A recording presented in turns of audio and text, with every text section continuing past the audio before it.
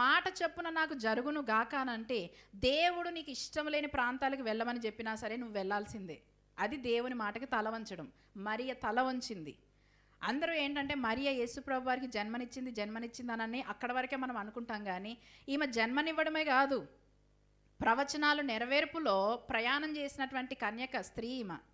ఈ విధంగా ప్రవక్తలు రాసినటువంటి 3 ప్రవచనాలు ఏవైతే ఉన్నాయో, ఐగుప్తును గూర్చినటువంటి ప్రవచనము, బెత్లెహేము ప్రాంతాన్ని గూర్చినటువంటి ప్రవచనము, నజరేతు ప్రాంతాన్ని గూర్చినటువంటి ప్రవచనాలు ఏవైతే ఉన్నాయో, ఈ ప్రవచనాల నెరవేర్పు విషయంలో ఎంతో భారము తీసుకొని ప్రయాణం చేసి యేసుప్రభు వారిని మోసినటువంటి చరిత్ర మరియ మనకి చూపిస్తున్నటువంటి ఆదర్శమైనటువంటి ప్రయాణమై ఉన్నది.